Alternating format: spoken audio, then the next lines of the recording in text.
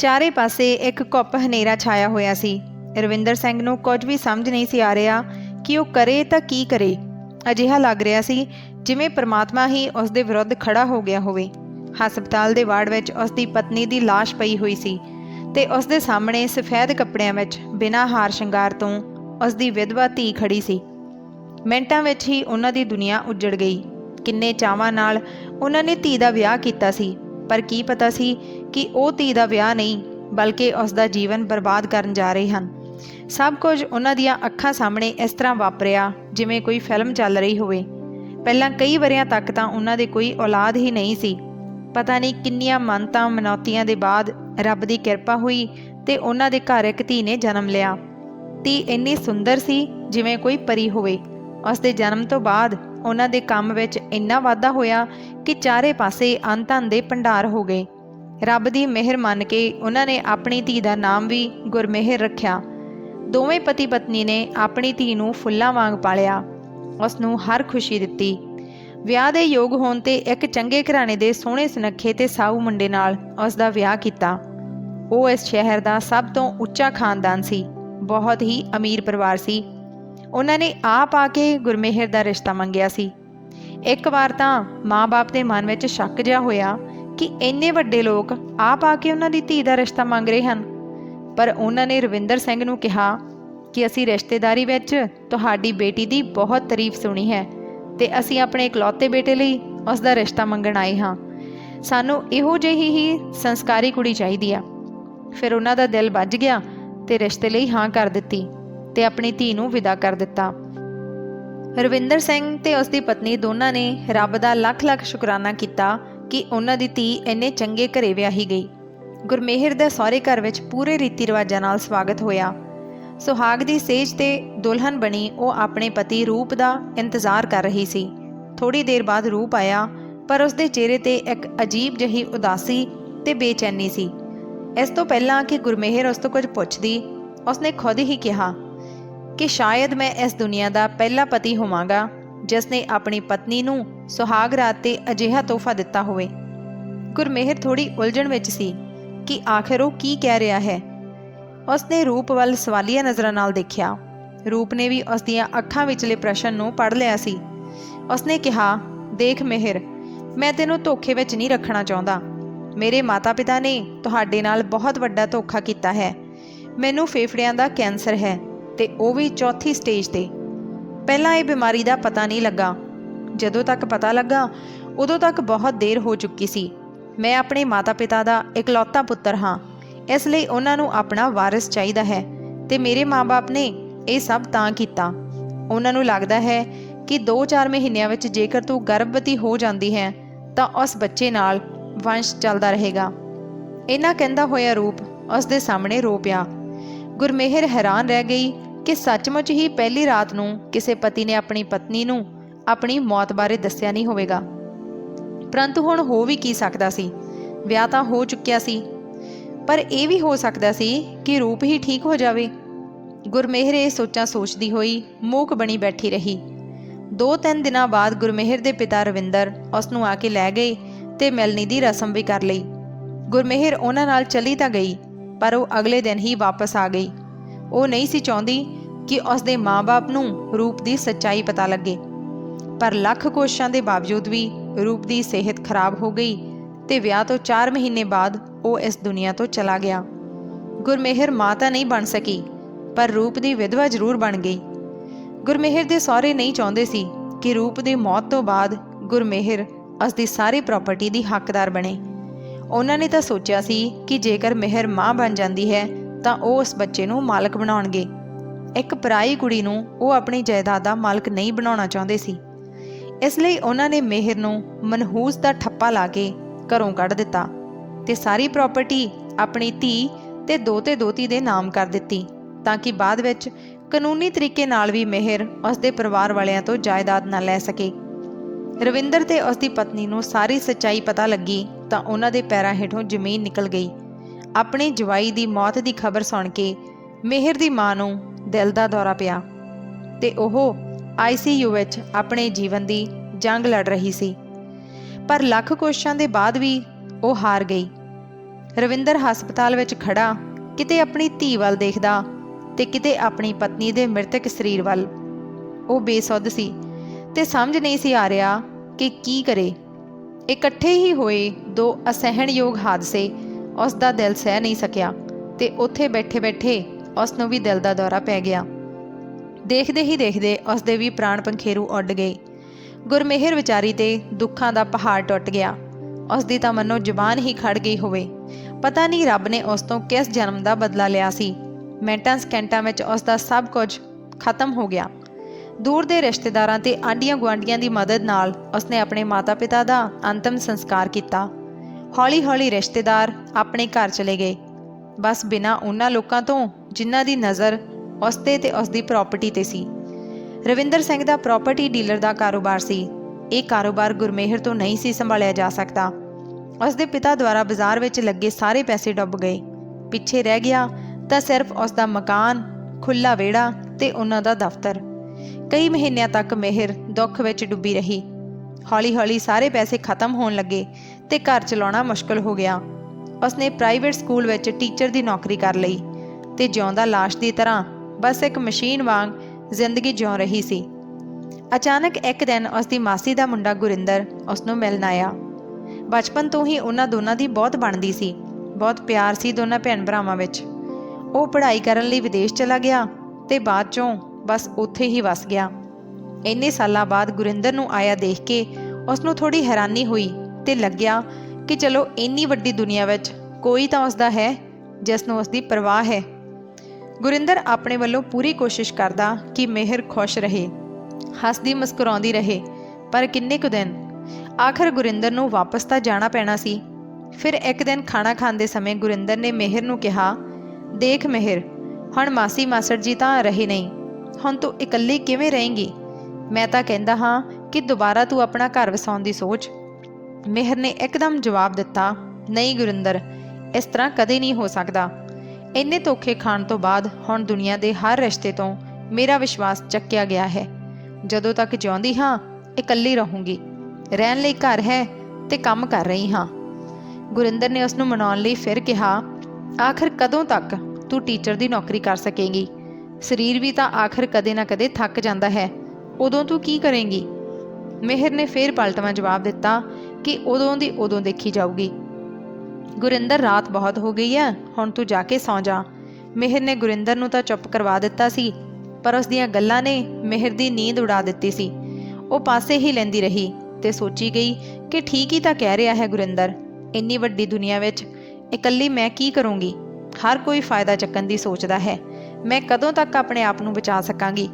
ਪਰਿਵਾਰ ਵਿੱਚ ਵੀ ਕੋਈ ਨਹੀਂ ਆ, ਬਸ ਇੱਕ ਇਹੀ ਤਾਂ ਭਰਾ ਦਾ ਰਿਸ਼ਤਾ ਬਚਿਆ ਹੈ। ਇਹ ਸਭ ਸੋਚਦੇ ਸੋਚਦੇ ਕਦੋਂ ਉਸ ਦੀ ਅੱਖ ਲੱਗ ਗਈ ਉਸ ਨੂੰ ਪਤਾ ਨਾ ਲੱਗਾ। ਅਗਲੇ ਦਿਨ ਗੁਰਿੰਦਰ ਨੇ ਕਿਹਾ, ਮੈਂ ਸਿਰਫ ਤੈਨੂੰ ਹੀ ਮਿਲਣਾ ਸੀ ਮੇਹਰ, ਹੁਣ ਮੈਨੂੰ ਵਾਪਸ ਜਾਣਾ ਪਵੇਗਾ। ਜਾਣ ਤੋਂ ਬਾਅਦ ਵੀ ਉਹ ਹਰ ਰੋਜ਼ ਉਸ ਨੂੰ ਫੋਨ ਕਰਦਾ। ਉਹ ਆਪਣੀ ਪਤਨੀ ਤੇ ਬੱਚਿਆਂ ਨਾਲ ਵੀ ਮੇਹਰ ਦੀ ਗੱਲ ਕਰਵਾਉਂਦਾ। ਹੌਲੀ ਹੌਲੀ ਮੇਹਰ ਦਾ ਮਨ ਵੀ ਡੋਲਣ ਲੱਗਾ। ਫਿਰ ਇੱਕ ਰਾਤ ਉਹ ਕੁਝ ਸੋਚਦੀ ਰਹੀ, ਆਪਣੇ ਭਵਿੱਖ ਦੀ ਚਿੰਤਾ ਕਰਦੀ ਰਹੀ। ਇੰਨੀਆਂ ਠੋਕਰਾਂ ਖਾਣ ਤੋਂ ਬਾਅਦ ਕਿਸੇ ਰਿਸ਼ਤੇ ਤੇ ਵਿਸ਼ਵਾਸ ਕਰਨ ਨੂੰ ਉਸ ਦਾ ਮਨ ਨਹੀਂ ਸੀ ਕਰ ਰਿਹਾ। ਜ਼ਿਆਦਾ ਕੰਮ ਤੇ ਇਕੱਲੇਪਨ ਦੀ ਵਜ੍ਹਾ ਕਰਕੇ ਹੌਲੀ ਹੌਲੀ ਉਹ ਡਿਪਰੈਸ਼ਨ ਵਿੱਚ ਜਾਣ ਲੱਗੀ ਸੀ, ਜਿਸ ਕਰਕੇ ਉਸਦੇ ਮਨ ਵਿੱਚ ਹਮੇਸ਼ਾ ਨਕਾਰਾਤਮਕ ਸੋਚ ਹੀ ਆਉਂਦੀ ਸੀ। ਸਵੇਰੇ ਉੱਠਦਿਆਂ ਹੀ ਉਸਨੇ ਗੁਰਿੰਦਰ ਨੂੰ ਫੋਨ ਕੀਤਾ ਤੇ ਕਿਹਾ ਕਿ ਮੈਂ ਆਪਣੇ ਘਰ ਵਿੱਚ ਹੀ ਅਨਾਥ ਆਸ਼ਰਮ ਖੋਲ੍ਹਣਾ ਚਾਹੁੰਦੀ ਹਾਂ, ਜਿੱਥੇ ਅਨਾਥ ਬੱਚਿਆਂ ਨੂੰ ਮਾਂ ਦੀ ਮਮਤਾ ਮਿਲ ਜਾਵੇ ਤੇ ਮੈਨੂੰ ਬੱਚਿਆਂ ਦਾ ਸਾਥ। ਗੁਰਿੰਦਰ ਨੇ ਕਿਹਾ, ਤੂੰ ਪਾਗਲ ਤਾਂ ਨਹੀਂ ਹੋ ਗਈ? ਅਨਾਥ ਆਸ਼ਰਮ ਖੋਲ੍ਹਣਾ ਕੋਈ ਸੌਖਾ ਕੰਮ ਨਹੀਂ। ਬੱਚਿਆਂ ਦੇ ਰਹਿਣ ਤੇ ਖਾਣ ਪੀਣ ਦੀ ਵਿਵਸਥਾ ਤੂੰ ਕਿਵੇਂ ਕਰੇਂਗੀ? ਕਿੱਥੋਂ ਕਰੇਂਗੀ? ਵੇਖ ਮੇਹਰ, ਮੈਂ ਅਜੇ ਵੀ ਕਹਿੰਦਾ ਤੂੰ ਮੇਰੇ ਕੋਲੇ ਆ ਜਾ। ਆਖਰ ਮੈਂ ਭਰਾ ਹਾਂ ਤੇਰਾ। ਮੈਂ ਜਾਣਦਾ ਹਾਂ ਕਿ ਤੂੰ ਛੋਟੀ ਉਮਰ ਵਿੱਚ ਹੀ ਵੱਡੇ ਦੁੱਖ ਵੇਖੇ ਹਨ, ਪਰ ਕਿਤੋਂ ਤਾਂ ਭਰੋਸੇ ਦੀ ਸ਼ੁਰੂਆਤ ਕਰਨੀ ਪਵੇਗੀ। ਪਰ ਗੁਰਿੰਦਰ, ਇੱਥੋਂ ਦੀ ਪ੍ਰਾਪਰਟੀ ਦਾ ਕੀ ਹੋਵੇਗਾ? ਪਹਿਲਾਂ ਹੀ ਪਾਪਾ ਦੀ ਸਾਰੀ ਪ੍ਰਾਪਰਟੀ ਲੋਕਾਂ ਨੇ ਦੱਬ ਲਈ ਆ ਤੇ ਜੋ ਬਚਿਆ ਹੈ ਉਸ ਨੂੰ ਤਾਂ ਸਾਂਭ ਕੇ ਰੱਖਾਂ। ਜੇ ਮੈਂ ਬਾਹਰ ਤੇਰੇ ਕੋਲੇ ਆ ਗਈ, ਇਹ ਵੀ ਨਹੀਂ ਬਚਣੀ। ਤੇ ਫਿਰ ਇਹ ਵੀ ਨਹੀਂ ਪਤਾ ਕਿ ਕੈਨੇਡਾ ਦੇ ਰਹਿਣ ਸਹਿਣ ਵਿੱਚ ਮੈਂ ਐਡਜਸਟ ਕਰ ਸਕਾਂਗੀ ਕਿ ਨਹੀਂ। ਮੇਰੀ ਤਾਂ ਅੰਗਰੇਜ਼ੀ ਵੀ ਇੰਨੀ ਵਧੀਆ ਨਹੀਂ ਆ ਕਿ ਮੈਂ ਉੱਥੇ ਜਾ ਕੇ ਕਿਸੇ ਨਾਲ ਗੱਲ ਕਰ ਸਕਾਂ। ਗੁਰਿੰਦਰ ਨੇ ਫਿਰ ਉਸ ਨੂੰ ਸਮਝਾਉਂਦਿਆਂ ਕਿਹਾ ਕਿ ਮਿਹਰ, ਤੂੰ ਹਾਂ ਤਾਂ ਕਰ, ਮੈਂ ਸਾਰਾ ਪ੍ਰਬੰਧ ਕਰ ਦੇਵਾਂਗਾ। ਫਿਰ ਕੁਝ ਦਿਨਾਂ ਬਾਅਦ ਗੁਰਿੰਦਰ ਵਾਪਸ ਇੰਡੀਆ ਆਇਆ। ਉਸਨੇ ਮਿਹਰ ਦੇ ਪਿਤਾ ਦੇ ਪੁਰਾਣੇ ਸਟਾਫ ਨੂੰ ਬੁਲਾ ਕੇ ਕਾਗਜ਼, ਜ਼ਮੀਨ ਤੇ ਦਫ਼ਤਰ ਦੀ ਜ਼ਿੰਮੇਵਾਰੀ ਦੇ ਦਿੱਤੀ ਤੇ ਬਕਾਇਦਾ ਐਗਰੀਮੈਂਟ ਪੇਪਰ ਤੇ ਸਾਈਨ ਲੈ ਲਏ। ਫਿਰ ਮਿਹਰ ਨੂੰ ਲੈ ਕੇ ਕੈਨੇਡਾ ਲਈ ਰਵਾਨਾ ਹੋ ਗਿਆ। ਜਹਾਜ਼ ਦੀ ਖਿੜਕੀ ਤੋਂ ਬਾਹਰ ਵੇਖਦੇ ਹੋਏ ਮਿਹਰ ਨੂੰ ਅਜਿਹਾ ਲੱਗ ਰਿਹਾ ਸੀ ਕਿ ਮੰਨੋ ਉਹ ਕਿਸੇ ਦੂਜੀ ਦੁਨੀਆ ਦੀ ਸੈਰ ਕਰ ਰਹੀ ਹੋਵੇ ਤੇ ਆਖਿਰ ਉਹ ਗੁਰਿੰਦਰ ਦੇ ਘਰ ਕੈਨੇਡਾ ਆ ਕੇ ਰਹਿਣ ਲੱਗੀ। ਗੁਰਿੰਦਰ ਦੀ ਪਤਨੀ ਨੇ ਵੀ ਉਸ ਦਾ ਦਿਲੋਂ ਸਵਾਗਤ ਕੀਤਾ ਤੇ ਉਸ ਦੇ 2 ਛੋਟੇ-ਛੋਟੇ ਬੱਚੇ ਮਿਹਰ ਨੂੰ ਇੰਨੇ ਪਿਆਰੇ ਲੱਗੇ ਕਿ ਉਹ ਆਪਣੀਆਂ ਬਾਹਾਂ ਫੈਲਾ ਕੇ ਆਪਣੇ ਸੀਨੇ ਨਾਲ ਘੁੱਟ ਲਵੇ। ਪਰ ਸੁਖਪ੍ਰੀਤ ਨੂੰ ਇਹ ਚੰਗਾ ਲੱਗੇਗਾ ਕਿ ਨਹੀਂ, ਇਹ ਸੋਚ ਕੇ ਉਹ ਰੁਕ ਗਈ। ਫਿਰ ਸੁਖਪ੍ਰੀਤ ਨੇ ਦੇਖਿਆ ਤੇ ਕਿਹਾ, ਇਹ ਤੁਹਾਡੇ ਹੀ ਬੱਚੇ ਹਨ, ਤੁਸੀਂ ਇਹਨਾਂ ਦੇ ਭੂਆ ਜੀ ਹੋ। ਇਹ ਕਹਿ ਕੇ ਉਸਨੇ ਬੱਚਿਆਂ ਨੂੰ ਅੱਗੇ ਕਰ ਦਿੱਤਾ। ਇਸ ਤਰ੍ਹਾਂ ਖੁਸ਼ੀ-ਖੁਸ਼ੀ 2-4 ਦਿਨ ਤਾਂ ਨਿਕਲ ਗਏ। ਇੱਕ ਦਿਨ ਸਵੇਰੇ ਸੁਖਪ੍ਰੀਤ ਨੂੰ ਗੁਰਿੰਦਰ ਨਾਲ ਪਰੇਸ਼ਾਨ ਹੋ ਕੇ ਕਹਿੰਦੇ ਸੁਣਿਆ ਕਿ ਬੱਚਿਆਂ ਨੂੰ ਸੰਭਾਲਣ ਵਾਲੀ ਨੈਣੀ ਕੰਮ ਛੱਡ ਕੇ ਚਲੀ ਗਈ ਹੈ। ਹੁਣ ਮੈਂ ਬੱਚਿਆਂ ਨੂੰ ਸੰਭਾਲਾਂ ਕਿ ਆਪਣੀ ਨੌਕਰੀ ਕਰਾਂ? ਗੁਰਿੰਦਰ ਨੇ ਕਿਹਾ ਕਿ ਸੁਖਪ੍ਰੀਤ, ਤੂੰ ਆਪਦੀ ਨੌਕਰੀ ਕਿਵੇਂ ਛੱਡ ਸਕਦੀ ਆ? ਹਜੇ ਤਾਂ ਆਪਾਂ ਘਰ ਦਾ ਲੋਨ ਵੀ ਭਰਨਾ ਹੈ ਤੇ ਬੱਚਿਆਂ ਦਾ ਖਰਚਾ। ਇਹ ਸਭ ਕੁਝ ਮੇਰੇ ਇਕੱਲੇ ਦੀ ਸੈਲਰੀ ਨਾਲ ਨਹੀਂ ਹੋ ਸਕਦਾ। ਮਿਹਰ ਇਹ ਸਾਰੀਆਂ ਗੱਲਾਂ ਸੁਣ ਰਹੀ ਸੀ। ਉਸਨੇ ਆ ਕੇ ਗੁਰਿੰਦਰ ਨੂੰ ਕਿਹਾ, ਤੁਸੀਂ ਪਰੇਸ਼ਾਨ ਕਿਉਂ ਹੁੰਦੇ ਹੋ? ਮੈਂ ਸਾਰਾ ਦਿਨ ਘਰੇ ਹੀ ਬੈਠੀ ਰਹਿੰਦੀ ਹਾਂ, ਮੈਂ ਬੱਚਿਆਂ ਨੂੰ ਸੰਭਾਲ ਲਵਾਂਗੀ ਤੇ ਸੁਖਪ੍ਰੀਤ ਨੂੰ ਨੌਕਰੀ ਛੱਡਣ ਦੀ ਕੋਈ ਜ਼ਰੂਰਤ ਨਹੀਂ। ਇੰਨਾ ਸੁਣਦੇ ਹੀ ਸੁਖਪ੍ਰੀਤ ਨੇ ਮਿਹਰ ਨੂੰ ਗੱਲ ਨਾਲ ਲਾ ਲਿਆ ਤੇ ਕਿਹਾ ਕਿ ਤੁਸੀਂ ਮੇਰੀ ਬਹੁਤ ਵੱਡੀ ਸਮੱਸਿਆ ਹੱਲ ਕਰ ਦਿੱਤੀ ਆ। ਜੇ ਅੱਜ ਤੁਸੀਂ ਨਾ ਹੁੰਦੇ ਤਾਂ ਕੀ ਹੁੰਦਾ? ਭਾਬੀ, ਤੁਸੀਂ ਫਿਕਰ ਨਾ ਕਰੋ, ਹੁਣ ਦੋਨਾਂ ਬੱਚਿਆਂ ਦੀ ਜ਼ਿੰਮੇਵਾਰੀ ਮਿਹਰ ਤੇ ਆ ਗਈ। ਉਹ ਖੁਸ਼ੀ-ਖੁਸ਼ੀ ਦੋਨਾਂ ਬੱਚਿਆਂ ਦੀ ਖਾਣਾ ਖਵਾਉਣ, ਨਵਾਉਣ ਧਵਾਉਣ ਤੋਂ ਲੈ ਕੇ ਸਵਾਉਣ ਤੱਕ ਦੀ ਜ਼ਿੰਮੇਵਾਰੀ ਨਿਭਾਉਂਦੀ ਰਹੀ। ਗੁਰਿੰਦਰ ਤੇ ਸੁਖਪ੍ਰੀਤ ਨੂੰ ਜਦੋਂ ਕੰਮ ਤੋਂ ਆਉਂਦਿਆਂ ਦੇਰ ਹੋ ਜਾਂਦੀ ਤਾਂ ਉਹ ਉਹਨਾਂ ਦਾ ਖਾਣਾ ਬਣਾ ਕੇ ਵੀ ਰੱਖ ਦਿੰਦੀ। ਸੁਖਪ੍ਰੀਤ ਕਹਿੰਦੀ, ਤੁਸੀਂ ਕਿੰਨਾ ਲਾਜਵਾਬ ਖਾਣਾ ਬਣਾਉਂਦੇ ਹੋ, ਸੱਚੀ ਤੁਹਾਡੇ ਹੱਥਾਂ ਵਿੱਚ ਜਾਦੂ ਆ। ਕਈ ਸਾਲ ਹੋ ਗਏ ਇਹੋ ਜਿਹਾ ਖਾਣਾ ਖਾਧੇ ਹੋਏ। ਮਿਹਰ ਨੇ ਜਵਾਬ ਦਿੱਤਾ ਕਿ ਭਾਬੀ, ਤੁਹਾਨੂੰ ਮੇਰੇ ਹੱਥ ਤੱਕ ਖਾਣਾ ਪਸੰਦ ਆਇਆ, ਇਹ ਮੇਰੇ ਲਈ ਬਹੁਤ ਖੁਸ਼ੀ ਦੀ ਗੱਲ ਆ। ਜੇਕਰ ਤੁਹਾਨੂੰ ਬੁਰਾ ਨਾ ਲੱਗੇ ਤਾਂ ਮੈਂ ਹੀ ਖਾਣਾ ਬਣਾ ਦਿਆ ਕਰੂੰਗੀ। ਨੇਕੀ ਤੇ ਪੁੱਛ-ਪੁੱਛ, ਸਾਡੀ ਤਾਂ ਜਿਵੇਂ ਲਾਟਰੀ ਹੀ ਲੱਗ ਗਈ। ਹੁਣ ਸਾਨੂੰ ਰੋਜ਼ ਤੁਹਾਡੇ ਹੱਥਾਂ ਦਾ ਸਵਾਦਿਸ਼ਟ ਖਾਣਾ ਮਿਲੇਗਾ। ਮੈਂ ਬਹੁਤ ਖੁਸ਼ ਹਾਂ ਮਿਹਰ, ਗੁਰਿੰਦਰ ਨੇ ਖੁਸ਼ ਹੁੰਦੇ ਕਿਹਾ। ਇਸੇ ਤਰ੍ਹਾਂ ਪੂਰਾ 1 ਸਾਲ ਲੰਘ ਗਿਆ। ਮਿਹਰ ਨੇ ਬੜੀ ਸੁਘੜਤਾ ਨਾਲ ਪੂਰਾ ਘਰ ਸੰਭਾਲਿਆ। ਉਸ ਨੂੰ ਖੁਸ਼ੀ ਹੁੰਦੀ ਸੀ ਕਿ ਚਲੋ ਉਸ ਦਾ ਜੀਵਨ ਕਿਸੇ ਦੇ ਕੰਮ ਤਾਂ ਆਇਆ। ਇੱਥੇ ਸਾਰੇ ਖੁਸ਼ ਹਨ, ਉਸ ਨੂੰ ਪਿਆਰ ਵੀ ਕਰਦੇ ਹਨ। ਅਗਲੇ ਕੁਝ ਦਿਨਾਂ ਤੱਕ ਮਿਹਰ ਦੇ ਪਾਪਾ ਦੀ ਬਰਸੀ ਆਉਣ ਵਾਲੀ ਸੀ। ਉਸਨੇ ਗੁਰਿੰਦਰ ਨੂੰ ਕਿਹਾ ਕਿ ਮੈਂ ਪਾਪਾ ਦੀ ਬਰਸੀ ਤੇ ਪਾਠ ਕਰਵਾਉਣਾ ਚਾਹੁੰਦੀ ਹਾਂ। ਤਾਂ ਗੁਰਿੰਦਰ ਨੇ ਕਿਹਾ ਕਿ ਮਿਹਰ, ਇੱਥੇ ਇਸ ਤਰ੍ਹਾਂ ਕਰਨ ਦੀ ਕੀ ਜ਼ਰੂਰਤ ਆ? ਇਹ ਸਭ ਕੁਝ ਤਾਂ ਇੰਡੀਆ ਵਿੱਚ ਹੁੰਦਾ ਹੈ ਤੇ ਨਾਲੇ ਕਿਸੇ ਨੂੰ ਯਾਦ ਕਰਨਾ ਹੈ ਤਾਂ ਆਪਣੇ ਮਨੋਂ ਕਰੋ। ਤੂੰ ਵੀ ਉਹਨਾਂ ਨੂੰ ਯਾਦ ਕਰਕੇ ਪਾਠ ਕਰ ਲਵੀਂ। ਤੇ ਹੁਣ ਮੈਂ ਚੱਲਦਾ ਹਾਂ, ਮੈਂ ਕੰਮ ਤੋਂ ਲੇਟ ਹੋ ਰਿਹਾ ਹਾਂ। ਤੁਸੀਂ ਘਰ ਤੇ ਬੱਚਿਆਂ ਨੂੰ ਸੰਭਾਲ ਲੈਣਾ। ਕਹਿੰਦੇ ਹੋਏ ਗੁਰਿੰਦਰ ਤੇ ਸੁਖਪ੍ਰੀਤ ਚਲੇ ਗਏ। ਉਸ ਦਿਨ ਪਹਿਲੀ ਵਾਰ ਮਿਹਰ ਦੇ ਮਨ ਨੂੰ ਡੂੰਘੀ ਸੱਟ ਲੱਗੀ ਸੀ, ਪਰ ਫਿਰ ਉਸਨੇ ਆਪਣੇ ਮਨ ਨੂੰ ਸਮਝਾਇਆ ਕਿ ਇੱਥੇ ਹੋਰ ਤਰ੍ਹਾਂ ਦਾ ਮਾਹੌਲ ਹੈ, ਉਹ ਸ਼ਾਇਦ ਸਹੀ ਕਹਿ ਰਹੇ ਹਨ। ਅੱਜ ਉਹ ਕੰਮ ਤੋਂ ਕਾਫੀ ਲੇਟ ਆਏ। ਕਾਫੀ ਰਾਤ ਹੋ ਚੁੱਕੀ ਸੀ। ਸੁਖਪ੍ਰੀਤ ਨੇ ਆਉਂਦਿਆਂ ਕਿਹਾ ਕਿ ਅਸੀਂ ਬਾਹਰੋਂ ਖਾਣਾ ਖਾ ਕੇ ਆਏ ਹਾਂ, ਤੁਸੀਂ ਵੀ ਖਾਣਾ ਖਾਓ ਤੇ ਸੌਂ ਜਾਓ। ਮਿਹਰ ਨੇ ਕੁਝ ਨਹੀਂ ਕਿਹਾ ਕਿਉਂਕਿ ਅੱਜ ਉਸਦਾ ਵੀ ਕੁਝ ਖਾਣ ਨੂੰ ਮਨ ਨਹੀਂ ਸੀ ਕਰ ਰਿਹਾ। ਉਸਨੇ ਰਸੋਈ ਸਾਫ਼ ਕੀਤੀ ਤੇ ਜਾ ਕੇ ਆਪਣੇ ਕਮਰੇ ਵਿੱਚ ਲੇਟ ਗਈ। ਉਸਨੂੰ ਆਪਣੇ ਪਾਪਾ ਦੀ ਬਹੁਤ ਯਾਦ ਆ ਰਹੀ ਸੀ। ਅੱਜ ਬਹੁਤ ਘਾਟ ਮਹਿਸੂਸ ਹੋ ਰਹੀ ਸੀ ਉਹਨਾਂ ਦੀ। ਨੀਂਦ ਨਾ ਆਉਣ ਕਰਕੇ ਉਹ ਉੱਠ ਕੇ ਬਾਹਰ ਬਾਲਕੋਨੀ ਵੱਲ ਜਾਣ ਲੱਗੀ ਕਿ ਸ਼ਾਇਦ ਮਨ ਥੋੜਾ ਠੀਕ ਹੋ ਜਾਵੇ। ਜਾਂਦੇ ਹੋਏ ਨਾ ਚਾਹੁੰਦੇ ਹੋਏ ਵੀ ਉਸਦੇ ਕਦਮ ਗੁਰਿੰਦਰ ਦੇ ਦਰਵਾਜ਼ੇ ਤੇ ਰੁਕ ਗਏ। ਸੁਖਪ੍ਰੀਤ ਖਿੜਖਿੜਾ ਕੇ ਹੱਸ ਰਹੀ ਸੀ ਕਿ ਤੁਸੀਂ ਤਾਂ ਕਮਾਲ ਕਰ ਦਿੱਤਾ, ਇੰਨੀ ਆਸਾਨੀ ਨਾਲ ਮਿਹਰ ਨੂੰ ਬੇਵਕੂਫ ਬਣਾ ਕੇ ਇੱਥੇ ਲੈ ਆਏ। ਉਮਰ ਭਰ ਲਈ ਮੁਫਤ ਦੀ ਨੌਕਰਾਨੀ ਮਿਲ ਗਈ ਤੇ ਬੱਚਿਆਂ ਦੀ ਕੇਅਰ ਟੇਕਰ ਵੀ। ਨਾਲੇ ਮਿਹਰ ਦੇ ਹੁੰਦਿਆਂ ਸਾਨੂੰ ਮਾਲੀ ਦੀ ਜ਼ਰੂਰਤ ਵੀ ਨਹੀਂ ਪੈਂਦੀ, ਬਾਹਰ ਲਾਉਣ ਦੀ ਦੇਖਭਾਲ ਵੀ ਕਰ ਲੈਂਦੀ ਆ। ਹੌਲੀ ਬੋਲ, ਕਿਤੇ ਮਿਹਰ ਨਾ ਸੁਣ ਲਵੇ, ਕਿਤੇ ਲੈਣੇ ਦੇ ਦੇਣੇ ਪੈ ਜਾਣ। ਉਸਨੇ ਕਲੇਸ਼ ਪਾ ਲੈਣਾ, ਗੁਰਿੰਦਰ ਨੇ ਕਿਹਾ। ਸੁਖਪ੍ਰੀਤ ਨੇ ਜਵਾਬ ਦਿੱਤਾ ਕਿ ਉਹ ਰੌਲਾ ਪਾ ਕੇ ਕੀ ਕਰੂਗੀ? ਉਸਦਾ ਵੀਜ਼ਾ, ਪਾਸਪੋਰਟ ਸਭ ਤੁਹਾਡੇ ਕੋਲ ਆ। ਇੱਥੇ ਤਾਂ ਉਸਦਾ ਆਸ-ਪਾਸ ਦੇ ਲੋਕਾਂ ਨਾਲ ਮੇਲ ਮਿਲਾਪ ਵੀ ਨਹੀਂ ਆ। ਕਿਸੇ ਨੂੰ ਕੁਝ ਨਹੀਂ ਪਤਾ ਲੱਗਣਾ। ਹੁਣ ਤਾਂ ਬਸ ਕਿਸੇ ਤਰ੍ਹਾਂ ਇੰਡੀਆ ਵਾਲੀ ਪ੍ਰਾਪਰਟੀ ਸਾਡੇ ਨਾਮ ਹੋ ਜਾਵੇ। ਹੋ ਜਾਊਗੀ, ਸਬਰ ਕਰ। ਮੈਂ ਸਾਰੇ ਕਾਗਜ਼ਾਂ ਤੇ ਨੋਮਿਨੀ ਤੇ ਆਪਣਾ ਨਾਮ ਪਾ ਰੱਖਿਆ ਹੈ। ਜੇਕਰ ਕੱਲ ਨੂੰ ਕੁਝ ਹੁੰਦਾ ਹੈ ਤਾਂ ਸਾਰੀ ਜਾਇਦਾਦ ਦਾ ਮਾਲਕ ਮੈਂ ਹੀ ਹਾਂ। ਬਹੁਤ ਮਿਹਨਤ ਕਰਨੀ ਪਈ ਮੈਨੂੰ ਪ੍ਰਾਪਰਟੀ ਦੇ ਚੱਕਰ ਵਿੱਚ। ਚੱਲ ਹੁਣ ਸੌਂ ਜਾ, ਮੈਨੂੰ ਨੀਂਦ ਆ ਰਹੀ ਆ, ਗੁਰਿੰਦਰ ਨੇ ਕਿਹਾ। ਉਸ ਤੋਂ ਬਾਅਦ ਸन्नाटा ਛਾ ਗਿਆ। ਸ਼ਾਇਦ ਉਹ ਦੋਨੋਂ ਸੌਂ ਗਏ ਸੀ। ਇਹ ਸਾਰੀਆਂ ਗੱਲਾਂ ਸੁਣ ਮੇਹਰ ਨੂੰ ਤਾਂ ਚੱਕਰ ਆਉਣ ਲੱਗੇ। ਉਸਨੂੰ ਹੁਣ ਸਮਝ ਆ ਗਈ ਸੀ ਕਿ ਇਹ ਸੀ ਉਹਨਾਂ ਦੀ ਸਾਰੀ ਚਾਲ। ਜਾਇਦਾਦ ਦੇ ਲਾਲਚ ਵਿੱਚ ਉਹ ਦੋਨੋਂ ਇੰਨਾ ਘਟੀਆਪਨ ਕਰ ਸਕਦੇ ਹਨ, ਇਹ ਤਾਂ ਮੇਹਰ ਨੇ ਸੋਚਿਆ ਵੀ ਨਹੀਂ ਸੀ। ਉਹ ਆਪਣੇ ਕਮਰੇ ਵਿੱਚ ਆ ਕੇ ਬੈਠ ਗਈ। ਸੱਚੀ ਉਸ ਦਾ ਪਾਸਪੋਰਟ, ਵੀਜ਼ਾ ਦੋਨੋਂ ਹੀ ਗੁਰਿੰਦਰ ਕੋਲ ਹਨ। ਹੁਣ ਮੈਂ ਕੀ ਕਰੂੰਗੀ? ਸਾਰੀ ਜ਼ਿੰਦਗੀ ਉਸਨੂੰ ਇਸ ਕੈਦ ਵਿੱਚ, ਇਸ ਘਰ ਵਿੱਚ ਨੌਕਰਾਨੀ ਬਣ ਕੇ ਰਹਿਣਾ ਪਵੇਗਾ। ਫਿਰ ਉਹ ਵਿਚਾਰੀ ਬਹੁਤ ਰੋਈ, ਪਰ ਫਿਰ ਉਸਨੇ ਸੋਚਿਆ ਕਿ ਨਹੀਂ, ਇੰਨੀ ਜਲਦੀ ਉਹ ਹਿੰਮਤ ਨਹੀਂ ਹਾਰ ਸਕਦੀ। ਉਸਨੂੰ ਹਰ ਹਾਲਤ ਵਿੱਚ ਆਪਣੇ ਦੇਸ਼ ਵਾਪਸ ਜਾਣਾ ਹੋਵੇਗਾ, ਪਰ ਇਸ ਤੋਂ ਪਹਿਲਾਂ ਉਸਨੂੰ ਵੀਜ਼ਾ ਤੇ ਪਾਸਪੋਰਟ ਆਪਣੇ ਹੱਥ ਵਿੱਚ ਕਰਨਾ ਹੋਵੇਗਾ। ਟਿਕਟ ਲਈ ਵੀ ਤਾਂ ਪੈਸੇ ਚਾਹੀਦੇ ਹਨ। ਕੀ ਕਰਾਂਗੀ, ਕਿਵੇਂ ਕਰਾਂਗੀ? ਪਰ ਕਰਾਂਗੀ ਜ਼ਰੂਰ। ਪਰ ਇਸ ਸਭ ਤੋਂ ਪਹਿਲਾਂ ਤਾਂ ਉਸਨੂੰ ਨਾਰਮਲ ਰਹਿਣਾ ਹੋਵੇਗਾ, ਤਾਂ ਕਿ ਗੁਰਿੰਦਰ ਤੇ ਸੁਖਪ੍ਰੀਤ ਨੂੰ ਕੋਈ ਸ਼ੱਕ ਨਾ ਹੋਵੇ। ਜੇਕਰ ਉਸਨੂੰ ਥੋੜੀ ਜਿਹੀ ਵੀ ਭਿਣਕ ਲੱਗ ਗਈ ਤਾਂ ਉਸਦਾ ਜਿਉਣਾ ਦੁੱਭਰ ਹੋ ਜਾਵੇਗਾ। ਇਸ ਲਈ ਹਰ ਹਾਲਤ ਵਿੱਚ ਉਸਨੂੰ ਆਪਣੇ ਆਪ ਨੂੰ ਨਾਰਮਲ ਰੱਖਣਾ ਹੀ ਪੈਣਾ।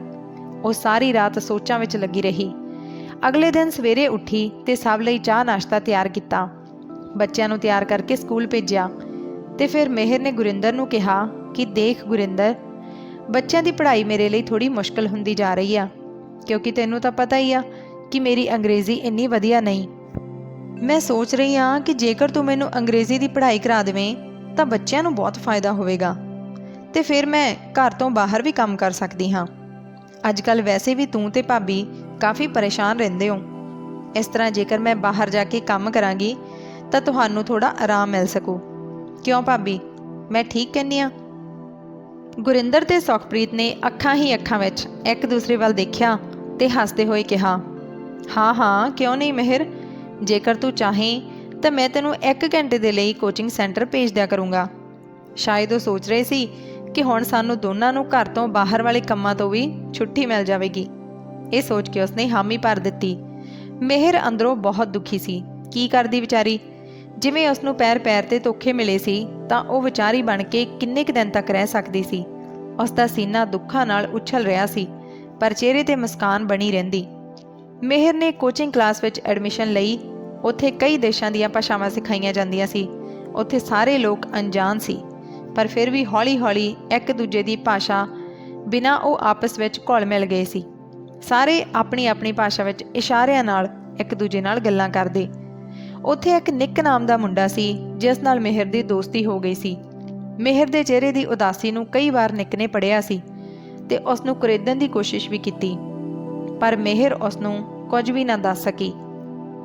ਘਰ ਅਤੇ ਬਾਹਰ ਦੋਨੋਂ ਜਗ੍ਹਾ ਕੰਮ ਕਰਦੇ ਕਰਦੇ ਮੇਹਰ ਬੁਰੀ ਤਰ੍ਹਾਂ ਥੱਕ ਜਾਂਦੀ ਸੀ। ਪਹਿਲਾਂ ਤਾਂ ਸੁਖਪ੍ਰੀਤ ਬੜੇ ਪਿਆਰ ਨਾਲ ਕੰਮ ਲਈ ਕਿਹਾ ਕਰਦੀ ਸੀ, ਪਰ ਹੁਣ ਉਹ ਹੁਕਮ ਚਲਾਉਣ ਲੱਗੀ ਸੀ। ਇਹ ਕੰਮ ਕਿਉਂ ਨਹੀਂ ਕੀਤਾ? ਇਹ ਕੰਮ ਇਸ ਤਰ੍ਹਾਂ ਕਰਨਾ ਸੀ। ਕਿੱਥੇ ਸੀ ਤੂੰ ਹੁਣ ਤੱਕ? ਅੱਜ ਤੂੰ ਰੋਟੀ ਕਿਉਂ ਨਹੀਂ ਬਣਾਈ? ਕਦੇ ਅਚਾਨਕ ਹੀ ਕਹਿ ਦਿੰਦੀ ਕਿ ਅੱਜ ਘਰ ਵਿੱਚ ਪਾਰਟੀ ਹੈ, ਮੇਰੀਆਂ ਸਹੇਲੀਆਂ ਆ ਰਹੀਆਂ ਹਨ, ਇਸ ਲਈ ਸ਼ਾਮ ਦੀ ਪਾਰਟੀ ਦੀ ਸਾਰੀ ਤਿਆਰੀ ਕਰਕੇ ਰੱਖੀ। ਮੇਹਰ ਵਿਚਾਰੀ ਉਸ ਦੀਆਂ ਝਿੜਕਾਂ ਬਰਦਾਸ਼ਤ ਕਰਦੀ ਰਹੀ। ਇੰਨਾ ਕੰਮ ਕਰਨ ਤੋਂ ਬਾਅਦ ਉਸ ਰਾਤ ਉਸ ਨੂੰ ਬੁਖਾਰ ਹੋ ਗਿਆ ਤੇ ਸਵੇਰੇ ਉਸ ਦੀ ਅੱਖ ਹੀ ਨਹੀਂ ਖੁੱਲੀ। ਬੱਚਿਆਂ ਦੀ ਸਕੂਲ ਬੱਸ ਮਿਸ ਹੋ ਗਈ ਤੇ ਉਸ ਦੀ ਹਾਲਤ ਦੇਖੇ ਬਗੈਰ ਸੁਖਪ੍ਰੀਤ ਉਸ ਉੱਪਰ ਬੰਬ ਦੀ ਤਰ੍ਹਾਂ ਫਟ ਗਈ। ਇੰਡੀਆ ਵਿੱਚ ਤੈਨੂੰ ਕੋਈ ਪੁੱਛਣ ਵਾਲਾ ਨਹੀਂ ਸੀ। ਅਸੀਂ ਤੈਨੂੰ ਇੱਥੇ ਲੈ ਕੇ ਆਏ, ਮਹਾਰਾਣੀਆਂ ਵਾਂਗ ਰੱਖਿਆ, ਫਿਰ ਵੀ ਤੇਰੇ ਇੰਨੇ ਨਖਰੇ। ਤੇਰੀ ਵਜ੍ਹਾ ਨਾਲ ਬੱਚਿਆਂ ਦੀ ਬੱਸ ਮਿਸ ਹੋ ਗਈ। ਗੁਰਿੰਦਰ ਨੇ ਗੱਲ ਨੂੰ ਸੰਭਾਲ ਲਿਆ ਤੇ ਸੁਖਪ੍ਰੀਤ ਨੂੰ ਕਮਰੇ ਅੰਦਰ ਲੈ ਗਿਆ ਤੇ ਸਮਝਾਉਂਦੇ ਹੋਏ ਬੋਲਿਆ ਕਿ ਜੇਕਰ ਤੂੰ ਇਸ ਤਰ੍ਹਾਂ ਮੇਹਰ ਨਾਲ ਵਿਹਾਰ ਕਰੇਂਗੀ ਤਾਂ ਕੀ ਪਤਾ ਉਹ ਘਰੋਂ ਭੱਜ ਜਾਏ। ਥੋੜਾ ਠੰਡੇ ਦਿਮਾਗ ਤੋਂ ਕੰਮ ਲੈ। ਪ੍ਰੀਤ, ਸੋਚ, ਸਾਡੇ ਲਈ ਇਹ ਸੋਨੇ ਦਾ ਆਂਡਾ ਦੇਣ ਵਾਲੀ ਮੁਰਗੀ ਆ। ਥੋੜਾ ਸਮਾਂ ਆਪਣੇ ਤੇ ਕੰਟਰੋਲ ਰੱਖ। ਮੇਹਰ ਸਭ ਕੁਝ ਦੇਖ ਰਹੀ ਸੀ, ਸੁਣ ਰਹੀ ਸੀ ਤੇ ਸਮਝ ਵੀ ਰਹੀ ਸੀ, ਪਰੰਤੂ ਆਪਣੇ ਹਾਲਾਤਾਂ ਅੱਗੇ ਮਜਬੂਰ ਸੀ। ਅਗਲੇ ਦਿਨ ਜਦੋਂ ਕੋਚਿੰਗ ਕਲਾਸ ਗਈ ਤਾਂ ਉਸ ਦਾ ਮੁਰਝਾਇਆ ਚਿਹਰਾ ਦੇਖ ਕੇ ਨਿੱਕ ਨੇ ਉਸ ਨੂੰ ਪੁੱਛਿਆ ਕਿ ਕੀ ਗੱਲ ਆ, ਤੂੰ ਮੈਨੂੰ ਕੁਝ ਦੱਸਦੀ ਕਿਉਂ ਨਹੀਂ? ਸ਼ਾਇਦ ਮੈਂ ਤੇਰੀ ਕੁਝ ਮਦਦ ਕਰ ਸਕਾਂ। ਮਿਹਰ ਉਸ ਦਿਨ ਆਪਣੇ ਆਪ ਤੇ ਕਾਬੂ ਨਾ ਰੱਖ ਸਕੀ ਤੇ ਉਸਨੇ ਸਭ ਕੁਝ ਦੱਸ ਦਿੱਤਾ। ਨਿੱਕ ਉਸ ਦੀਆਂ ਸਾਰੀਆਂ ਗੱਲਾਂ ਸੁਣ ਕੇ ਹੈਰਾਨ ਰਹਿ ਗਿਆ। ਕਹਿੰਦਾ, ਤੂੰ ਪੁਲਿਸ ਕੰਪਲੇਂਟ ਕਿਉਂ ਨਹੀਂ ਕਰਦੀ? ਮਿਹਰ ਨੇ ਜਵਾਬ ਦਿੱਤਾ ਕਿ ਅਜੇ ਮੈਂ ਕੁਝ ਨਹੀਂ ਕਰ ਸਕਦੀ ਕਿਉਂਕਿ ਮੇਰਾ ਪਾਸਪੋਰਟ ਤੇ ਵੀਜ਼ਾ ਦੋਨੋਂ ਹੀ ਗੁਰਿੰਦਰ ਕੋਲ ਹਨ। ਉਸ ਤੋਂ ਬਾਅਦ ਜੇਕਰ ਤੂੰ ਮੇਰੀ ਮਦਦ ਕਰਨਾ ਚਾਹਵੇਂ ਤਾਂ ਮੈਨੂੰ ਇੱਥੇ ਵਰਕ ਪਰਮਿਟ ਦਵਾ ਦੇ ਤਾਂ ਕਿ ਘਰੋਂ ਨਿਕਲਣ ਤੋਂ ਬਾਅਦ ਮੈਂ ਕਿਤੇ ਕੰਮ ਤੇ ਲੱਗ ਜਾਵਾਂ। ਇਹ ਸੁਣ ਕੇ ਨਿੱਕ ਸੋਚਾਂ ਵਿੱਚ ਡੁੱਬ ਗਿਆ। ਫਿਰ ਉਸਨੇ ਮਿਹਰ ਨੂੰ ਤਸੱਲੀ ਦਿੰਦਿਆਂ ਕਿਹਾ ਕਿ ਠੀਕ ਆ, ਇੱਥੇ ਮੇਰੀ ਕਾਫੀ ਜਾਣ ਪਹਿਚਾਣ ਹੈ, ਮੈਂ ਤੇਰੇ ਲਈ ਕੋਸ਼ਿਸ਼ ਕਰੂੰਗਾ, ਉਦੋਂ ਤੱਕ ਤੂੰ ਉੱਥੇ ਹੀ ਰਹਿ। ਮਿਹਰ ਜਦੋਂ ਵਾਪਸ ਘਰੇ ਆਈ ਤਾਂ ਗੁਰਿੰਦਰ ਘਰੇ ਹੀ ਸੀ। ਉਸਨੇ ਮਿਹਰ ਕੋਲੋਂ ਸੁਖਪ੍ਰੀਤ ਵਾਲੇ ਵਤੀਰੇ ਲਈ ਮਾਫੀ ਮੰਗੀ ਤੇ ਮਿਹਰ ਲਈ ਇੱਕ ਕੌਫੀ ਬਣਾ ਕੇ ਲੈ ਆਇਆ। ਮਿਹਰ ਕੁਝ ਨਹੀਂ ਬੋਲੀ ਤੇ ਆਪਣੇ ਕਮਰੇ ਵਿੱਚ ਚਲੀ ਗਈ। ਕੁਝ ਦਿਨਾਂ ਬਾਅਦ ਮਿਹਰ ਨੇ ਗੁਰਿੰਦਰ ਨੂੰ ਕਿਹਾ ਕਿ ਗੁਰਿੰਦਰ, ਮੈਨੂੰ ਇੱਥੇ ਆਏ 1.5 ਸਾਲ ਹੋਣ ਵਾਲਾ ਹੈ ਤੇ ਮੇਰਾ ਵੀਜ਼ਾ ਸ਼ਾਇਦ 2 ਸਾਲਾਂ ਲਈ ਅਪਲਾਈ ਕੀਤਾ ਸੀ। ਇਸ ਲਈ ਵੀਜ਼ਾ ਖਤਮ ਹੋਣ ਤੋਂ ਪਹਿਲਾਂ ਮੈਂ ਚਾਹੁੰਦੀ ਹਾਂ ਕਿ ਉਸਨੂੰ ਵਧਾ ਲਿਆ ਜਾਵੇ ਕਿਉਂਕਿ ਇੱਥੇ ਹੁਣ ਮੇਰਾ ਮਨ ਲੱਗਣ ਲੱਗਾ ਹੈ। ਮੈਂ ਵਾਪਸ ਇੰਡੀਆ ਨਹੀਂ ਜਾਣਾ ਚਾਹੁੰਦੀ। ਮੈਂ ਬੱਚਿਆਂ ਨਾਲ ਰਹਿਣਾ ਚਾਹੁੰਦੀ ਹਾਂ। ਬੱਚਿਆਂ ਤੋਂ ਬਿਨਾਂ ਇੰਡੀਆ ਵਿੱਚ ਮੈਂ ਕੀ ਕਰਾਂਗੀ? ਗੁਰਿੰਦਰ ਨੇ ਹੈਰਾਨ ਹੁੰਦੇ ਹੋਏ ਮਿਹਰ ਨੂੰ ਕਿਹਾ, ਹਾਂ ਮਿਹਰ, ਤੂੰ ਸਹੀ ਕਹਿ ਰਹੀ ਆ। ਗੁਰਿੰਦਰ ਅਜੇ ਵੀ ਪਤਾ ਨਹੀਂ ਕਿਹੜੀਆਂ ਸੋਚਾਂ ਵਿੱਚ ਗੁੰਮ ਸੀ, ਪਰ ਉਸਨੇ ਮਿਹਰ ਨੂੰ ਜਵਾਬ ਦਿੱਤਾ ਕਿ ਮੈਂ ਕੱਲ੍ਹ ਹੀ ਵੀਜ਼ੇ ਲਈ ਅਪਲਾਈ ਕਰ ਦੇਵਾਂਗਾ, ਪਰ ਤੈਨੂੰ ਮੇਰੇ ਨਾਲ ਚੱਲਣਾ ਪਵੇਗਾ। ਕੁਝ ਪੇਪਰਾਂ ਤੇ ਸਾਈਨ ਕਰਨੇ ਪੈਣਗੇ। ਗੁਰਿੰਦਰ ਸੋਚ ਰਿਹਾ ਸੀ ਕਿ ਮਿਹਰ ਵਾਪਸ ਇੰਡੀਆ ਜਾਣ ਲਈ ਉਸਨੂੰ ਪਰੇਸ਼ਾਨ ਕਰੂਗੀ, ਪਰ ਇਹ ਤਾਂ ਉਲਟਾ ਹੋ ਗਿਆ। ਉਹ ਤਾਂ ਜਾਣਾ ਹੀ ਨਹੀਂ ਸੀ ਚਾਹੁੰਦੀ। ਗੁਰਿੰਦਰ ਬਹੁਤ ਖੁਸ਼ ਸੀ ਕਿ ਚਲੋ ਚੰਗਾ। ਮਿਹਰ ਨੇ ਇਹ ਸਭ ਕੁਝ ਪਹਿਲਾਂ ਹੀ ਨਿੱਕ ਨੂੰ ਦੱਸ ਦਿੱਤਾ ਸੀ ਕਿ ਉਹ ਆਪਣਾ ਵੀਜ਼ਾ ਰੀਨਿਊ ਕਰਵਾਉਣ ਜਾ ਰਹੀ ਆ। ਇਸੇ ਦੌਰਾਨ ਹੀ ਨਿੱਕ ਨੇ ਉਸ ਦੇ ਲਈ ਵਰਕ ਪਰਮਿਟ ਤਿਆਰ ਕਰਵਾ ਦਿੱਤਾ ਤੇ ਇੱਕ ਜਗ੍ਹਾ ਉਸ ਦੀ ਨੌਕਰੀ ਲਈ ਗੱਲ ਵੀ ਕਰ ਲਈ। ਥੋੜੀ ਭੱਜ ਦੌੜ ਤੋਂ ਬਾਅਦ 3 ਸਾਲਾਂ ਲਈ ਵੀਜ਼ੇ ਦੀ ਮਿਆਦ ਵਧਾ ਦਿੱਤੀ ਗਈ। ਜਦੋਂ ਪਾਸਪੋਰਟ ਤੇ ਵੀਜ਼ਾ ਆਇਆ ਤਾਂ ਗੁਰਿੰਦਰ ਉਸ ਨੂੰ ਆਪਣੇ ਕੋਲ ਰੱਖਣ ਲੱਗਾ, ਪਰ ਮਿਹਰ ਨੇ ਤੁਰੰਤ ਉਸ ਨੂੰ ਵਾਪਸ ਮੰਗ ਲਿਆ। ਉਹ ਵੀਜ਼ਾ ਦਫ਼ਤਰ ਵਿੱਚ ਹੀ ਖੜਾ ਸੀ, ਇਸ ਲਈ ਅਫਸਰਾਂ ਦੇ ਸਾਹਮਣੇ ਮਨਾ ਨਹੀਂ ਸੀ ਕਰ ਸਕਿਆ। ਇਸ ਤਰ੍ਹਾਂ ਮਿਹਰ ਦਾ ਪਾਸਪੋਰਟ ਤੇ ਵੀਜ਼ਾ ਉਸ ਕੋਲ ਵਾਪਸ ਆ ਗਿਆ। ਵੀਜ਼ਾ ਦਫ਼ਤਰ 'ਚੋਂ ਬਾਹਰ ਆਉਣ ਤੋਂ ਬਾਅਦ ਮਿਹਰ ਨੇ ਗੁਰਿੰਦਰ ਨੂੰ ਕਿਹਾ ਕਿ ਉਸ ਨੂੰ ਆਪਣੇ ਕੋਚਿੰਗ ਸੈਂਟਰ ਵਿੱਚ ਕੁਝ ਕੰਮ ਆ। ਉਹ ਆਪਣਾ ਕੰਮ ਨਿਪਟਾ ਕੇ ਘਰ ਵਾਪਸ ਆ ਜਾਵੇਗੀ। ਅੱਜ ਗੁਰਿੰਦਰ ਨੂੰ ਮਿਹਰ ਦਾ ਵਿਹਾਰ ਕੁਝ ਅਜੀਬ ਲੱਗਾ, ਪਰ ਉਸਨੇ ਜ਼ਿਆਦਾ ਧਿਆਨ ਨਹੀਂ ਦਿੱਤਾ ਤੇ ਮਿਹਰ ਜੋ ਨਿੱਕ ਦੇ ਨਾਲ ਉਸ ਦਫ਼ਤਰ ਵਿੱਚ ਆ ਗਈ ਸੀ ਜਿੱਥੇ ਉਸ ਨੂੰ ਕੰਮ ਲਈ ਬੁਲਾਇਆ ਗਿਆ ਸੀ, ਜਿਸ ਤੋਂ ਬਾਅਦ ਮਿਹਰ ਨੂੰ ਕੰਮ ਤੇ ਰੱਖ ਲਿਆ ਗਿਆ। ਉੱਥੇ ਹੀ ਨਿੱਕ ਨੇ ਉਸ ਨੂੰ ਉਸ ਦਾ ਵਰਕ ਪਰਮਿਟ ਵੀ ਸੌਂਪ ਦਿੱਤਾ। ਮਿਹਰ ਨੇ ਆਪਣੇ ਸਾਰੇ ਕਾਗਜ਼ਾਂ ਦੀ ਇੱਕ ਹੋਰ ਕਾਪੀ ਕਰਾਈ ਤੇ ਉਹ ਨਿੱਕ ਨੂੰ ਆਪਣੇ ਕੋਲ ਰੱਖਣ ਲਈ ਦੇ ਦਿੱਤੀ। ਅੱਜ ਉਸ ਨੂੰ ਘਰ ਵਾਪਸ ਆਉਂਦੇ ਹੋਏ ਬਹੁਤ ਦੇਰ ਹੋ ਚੁੱਕੀ ਸੀ। ਜਿਵੇਂ ਉਹ ਘਰ ਦੇ ਅੰਦਰ ਆਈ ਤਾਂ ਦੇਖਿਆ ਸੁਖਪ੍ਰੀਤ ਤੇ ਗੁਰਿੰਦਰ ਦੋਨੋਂ ਹੀ ਬਹੁਤ ਬੇਚੈਨੀ ਨਾਲ ਉਸ ਦਾ ਇੰਤਜ਼ਾਰ ਕਰ ਰਹੇ ਸੀ। ਸੁਖਪ੍ਰੀਤ ਨੇ ਤਾਂ ਉਸ ਨੂੰ ਖਾ ਜਾਣ ਵਾਲੀਆਂ ਨਜ਼ਰਾਂ ਨਾਲ ਵੇਖਿਆ ਤੇ ਘੂਰਦੇ ਹੋਏ ਕਿਹਾ ਕਿ ਅੱਜ ਸਾਰਾ ਦਿਨ ਕਿੱਥੇ ਸੀ? ਮੈਂ ਇੱਕ ਇੰਟਰਵਿਊ ਲਈ ਗਈ ਸੀ ਤੇ ਗੁਰਿੰਦਰ, ਤੈਨੂੰ ਇਹ ਜਾਣ ਕੇ ਬਹੁਤ ਖੁਸ਼ੀ ਹੋਵੇਗੀ ਕਿ ਮੈਨੂੰ ਇੱਕ ਨੌਕਰੀ ਮਿਲ ਗਈ ਹੈ। ਬਿਲਕੁਲ ਸ਼ਾਂਤ ਲਹਿਜੇ ਵਿੱਚ ਮਿਹਰ ਨੇ ਉੱਤਰ ਦਿੱਤਾ। ਪਰ ਮਿਹਰ, ਤੈਨੂੰ ਨੌਕਰੀ ਕਰਨ ਦੀ ਜ਼ਰੂਰਤ ਕੀ ਆ? ਆਖਰ ਕੀ ਕਮੀ ਆ? ਗੁਰਿੰਦਰ ਨੇ ਪਰੇਸ਼ਾਨ ਹੁੰਦਿਆਂ ਪੁੱਛਿਆ। ਗੱਲ ਕਮੀ ਦੀ ਨਹੀਂ ਆ ਗੁਰਿੰਦਰ, ਤੂੰ ਮੇਰੇ ਲਈ ਜੋ ਵੀ ਕੀਤਾ ਉਸ ਦੇ ਲਈ ਮੈਂ ਹਮੇਸ਼ਾ ਤੇਰੀ ਧੰਨਵਾਦੀ ਰਹਾਂਗੀ। ਗੱਲ ਬਸ ਆਤਮ ਸਨਮਾਨ ਦੀ ਆ। ਸੁਖਪ੍ਰੀਤ ਨੇ ਵਿੱਚੋਂ ਗੱਲ ਕੱਟਦਿਆਂ ਕਿਹਾ ਕਿ ਮਿਹਰ, ਤੂੰ ਬਾਹਰ ਦਾ ਕੰਮ, ਘਰ ਦਾ ਕੰਮ ਤੇ ਨਾਲ-ਨਾਲ ਬੱਚੇ ਕਿਵੇਂ ਸੰਭਾਲੇਂਗੀ? ਤਾਂ ਮਿਹਰ ਨੇ ਕਿਹਾ ਕਿ ਨਹੀਂ, ਹੁਣ ਮੈਂ ਪਹਿਲਾਂ ਦੀ ਤਰ੍ਹਾਂ ਕੁਝ ਨਹੀਂ ਕਰ ਸਕਦੀ। ਹਾਂ, ਕੰਮ ਤੇ ਜਾਣ ਤੋਂ ਪਹਿਲਾਂ ਤੇ ਆਉਣ ਤੋਂ ਬਾਅਦ ਜਿੰਨਾ ਹੋ ਸਕਿਆ ਮੈਂ ਜ਼ਰੂਰ ਕਰਾਂਗੀ। ਇੰਨਾ ਸੁਣਦੇ ਹੀ ਸੁਖਪ੍ਰੀਤ ਭਾਂਬੜ ਵਾਂਗੂ ਬਲ ਉੱਠੀ। ਉਸਨੇ ਕਿਹਾ, ਤੂੰ ਸਾਡੇ ਘਰ ਨੂੰ ਧਰਮਸ਼ਾਲਾ ਸਮਝ ਰੱਖਿਆ? ਇੰਨੇ ਦਿਨ ਤੱਕ ਅਸੀਂ ਤੈਨੂੰ ਆਪਣੇ ਘਰ ਵਿੱਚ ਰੱਖਿਆ, ਮਾਨ ਸਨਮਾਨ ਦਿੱਤਾ। ਉਸ ਦੇ ਅਹਿਸਾਨ ਦਾ ਬਦਲਾ ਤੂੰ ਇਸ ਤਰ੍ਹਾਂ ਦੇਵੇਂਗੀ? ਉਹ ਵੀ ਅਜਿਹੇ ਸਮੇਂ ਵਿੱਚ ਜਦੋਂ ਨਾ ਤਾਂ ਕੋਈ ਬੱਚੇ ਸੰਭਾਲਣ ਵਾਲੀ ਨੈਣੀ ਤੇ ਨਾ ਹੀ ਖਾਣਾ ਬਣਾਉਣ ਵਾਲੀ। ਭਾਬੀ, ਇਸ ਵਿੱਚ ਮੇਰੀ ਕੋਈ ਗਲਤੀ ਨਹੀਂ ਆ। ਤੁਸੀਂ ਆਪਣੇ ਮਨ ਅੰਦਰ ਝਾਕ ਕੇ ਵੇਖੋ। ਤੁਸੀਂ ਦੋਵਾਂ ਨੇ ਮੈਨੂੰ ਇੰਡੀਆ ਤੋਂ ਇੱਥੇ ਬੁਲਾਇਆ ਸਿਰਫ ਆਪਣੇ ਮਤਲਬ ਖਾਤਰ। ਆਪਣੇ ਘਰ ਵਿੱਚੋਂ ਨੌਕਰਾਂ ਨੂੰ ਹਟਾ ਕੇ ਸਭ ਦਾ ਕੰਮ ਮੇਰੇ ਤੇ ਸੁੱਟ ਦਿੱਤਾ, ਪਰ ਇੰਨੇ ਵਿੱਚ ਵੀ ਤੁਹਾਡਾ ਢਿੱਡ ਨਹੀਂ ਭਰਿਆ। ਮੇਰੀ ਸਾਰੀ ਪ੍ਰਾਪਰਟੀ ਤੇ ਤੁਹਾਡੀ ਨਜ਼ਰ ਆ। ਤੁਸੀਂ ਕਦੇ ਸੋਚਿਆ ਕਿ ਮੇਰਾ ਕੀ ਹੋਵੇਗਾ? ਪਰ ਤੁਸੀਂ ਤਾਂ ਸਿਰਫ ਆਪਣਾ ਮਤਲਬ ਦੇਖਿਆ। ਜੇਕਰ ਰਿਸ਼ਤੇ ਤੇ ਰਿਸ਼ਤੇਦਾਰ ਅਜਿਹੇ ਹੋਣਗੇ ਤਾਂ ਮੈਂ ਅਨਾਥ ਹੀ ਚੰਗੀ ਹਾਂ। ਜੇਕਰ ਦੁਨੀਆ ਨੂੰ ਪਤਾ ਲੱਗੇ ਤਾਂ ਲੋਕਾਂ ਨੂੰ ਹਰੇਕ ਰਿਸ਼ਤੇ ਤੇ ਭਰੋਸਾ ਨਹੀਂ ਰਹਿਣਾ, ਹਰ ਭੈਣ ਦਾ ਆਪਣੇ ਭਰਾ ਤੇ ਵਿਸ਼ਵਾਸ ਨਹੀਂ ਰਹਿਣਾ। ਗੁਰਿੰਦਰ, ਤੁਸੀਂ ਇਸ ਦਾ ਪਾਸਪੋਰਟ ਤੇ ਵੀਜ਼ਾ ਲੈ ਲਓ। ਮੈਂ ਦੇਖਦੀ ਹਾਂ ਕਿ ਇਹ ਇੱਥੋਂ ਕਿਵੇਂ ਜਾਂਦੀ ਆ। ਕੋਈ ਫਾਇਦਾ ਨਹੀਂ ਭਾਬੀ ਜੀ, ਮੈਂ ਆਪਣੇ ਸਾਰੇ ਕਾਗਜ਼ ਇੱਕ ਸੁਰੱਖਿਅਤ ਜਗ੍ਹਾ ਤੇ ਰੱਖ ਦਿੱਤੇ ਹਨ ਤੇ ਉਹਨਾਂ ਦੀ ਇੱਕ ਇੱਕ ਕਾਪੀ ਆਪਣੇ ਦੋਸਤ ਨੂੰ ਵੀ ਦੇ ਦਿੱਤੀ ਆ। ਮਿਹਰ ਨੇ ਬੜੇ ਸਹਿਜ ਨਾਲ ਉੱਤਰ ਦਿੱਤਾ। ਚੱਲ ਨਿਕਲ, ਇਸੇ ਟਾਈਮ ਮੇਰੇ ਘਰ ਚੋਂ ਬਾਹਰ ਹੋ ਜਾ। ਇੰਨਾ ਕਹਿੰਦੇ ਹੋਏ ਸੁਖਪ੍ਰੀਤ ਨੇ ਮਿਹਰ ਦਾ ਬੈਗ ਲਿਆ ਕੇ ਬਾਹਰ ਸੁੱਟ ਦਿੱਤਾ ਤੇ ਮਿਹਰ ਨੂੰ ਧੱਕੇ ਮਾਰ ਕੇ ਘਰੋਂ ਬਾਹਰ ਕਰਕੇ ਦਰਵਾਜ਼ਾ ਬੰਦ ਕਰ ਲਿਆ।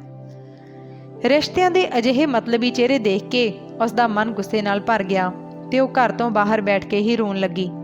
ਉਹ ਕਾਫੀ ਦੇਰ ਤੱਕ ਰੋਂਦੀ ਰਹੀ। ਗੁਰਿੰਦਰ ਇਹ ਸਾਰਾ ਤਮਾਸ਼ਾ ਦੇਖਦਾ ਰਿਹਾ। ਥੋੜੀ ਦੇਰ ਤੱਕ ਮਿਹਰ ਦਾ ਮਨ ਜਦੋਂ ਕੁਝ ਹਲਕਾ ਹੋਇਆ ਤਾਂ ਉਸਨੇ ਨਿੱਕ ਨੂੰ ਫੋਨ ਕੀਤਾ ਤੇ ਉਸ ਨੂੰ ਆਪਣੇ ਰਹਿਣ ਦਾ ਬੰਦੋਬਸਤ ਕਰਨ ਲਈ ਕਿਹਾ। ਕੁਝ ਦਿਨਾਂ ਤੱਕ ਤਾਂ ਉਹ ਇੱਕ ਗੈਸਟ ਹਾਊਸ ਵਿੱਚ ਰੁਕੀ। ਫਿਰ ਨਿੱਕ ਨੇ ਉਸ ਨੂੰ ਇੱਕ ਕਮਰਾ ਦਿਵਾ ਦਿੱਤਾ। ਨਿੱਕ ਨੇ ਮਿਹਰ ਦੀ ਬਹੁਤ ਮਦਦ ਕੀਤੀ। ਕੁਝ ਮਹੀਨੇ ਵਿੱਚ ਹੀ ਉਹ ਪੂਰੀ ਤਰ੍ਹਾਂ ਸੈਟਲ ਹੋ ਚੁੱਕੀ ਸੀ। ਉਸਨੇ ਆਪਣੀ ਨੌਕਰੀ ਤੋਂ ਬਾਅਦ ਇੱਕ ਪਾਰਟ ਟਾਈਮ ਜੌਬ ਵੀ ਕੀਤੀ ਤਾਂ ਕਿ ਕਾਫੀ ਪੈਸਾ ਇਕੱਠਾ ਕਰ ਸਕੇ, ਤਾਂ ਕਿ ਜਦੋਂ ਉਹ ਇੰਡੀਆ ਜਾਵੇ ਤਾਂ ਉੱਥੇ ਵੀ ਕੁਝ ਕੰਮ ਕਰ ਲਵੇ। ਇਸੇ ਦੌਰਾਨ 3 ਸਾਲ ਕਿਵੇਂ ਲੰਘ ਗਏ ਉਸ ਨੂੰ ਪਤਾ ਹੀ ਨਾ ਲੱਗਾ। ਮਿਹਰ ਹੁਣ ਆਪਣੇ ਦੇਸ਼ ਵਾਪਸ ਆਉਣ ਦੀ ਤਿਆਰੀ ਕਰ ਰਹੀ ਸੀ। ਨਿੱਕ ਨੇ ਬੜੇ ਦੁਖੀ ਮਨ ਨਾਲ ਉਸ ਨੂੰ ਰੋਕਣ ਦੀ ਕੋਸ਼ਿਸ਼ ਕੀਤੀ। ਉਸਨੇ ਮਿਹਰ ਨੂੰ ਕਿਹਾ ਕਿ ਮੈਂ ਇੱਕ ਗੱਲ ਕਹਿਣੀ ਚਾਹੁੰਦਾ ਹਾਂ ਜੋ ਮੈਨੂੰ ਬਹੁਤ ਪਹਿਲਾਂ ਕਹਿ ਦੇਣੀ ਚਾਹੀਦੀ ਸੀ। ਮੈਂ ਤੈਨੂੰ ਪਿਆਰ ਕਰਨ ਲੱਗਾ ਹਾਂ ਮਿਹਰ। ਮੇਰੇ ਮਨ ਵਿੱਚ ਆਪਣੇ ਜੀਵਨ ਸਾਥੀ ਨੂੰ ਲੈ ਕੇ ਜੋ ਕਲਪਨਾ ਸੀ, ਤੂੰ ਬਿਲਕੁਲ ਉਹੋ ਜਿਹੀ ਆ। ਮੈਂ ਤੇਰੇ ਨਾਲ ਵਿਆਹ ਕਰਾਉਣਾ ਚਾਹੁੰਦਾ ਹਾਂ। ਇੰਨਾ ਕਹਿੰਦੇ ਹੋਏ ਉਸ ਦੀਆਂ ਅੱਖਾਂ ਦਾ ਪਾਣੀ ਬਾਹਰ ਆ ਗਿਆ।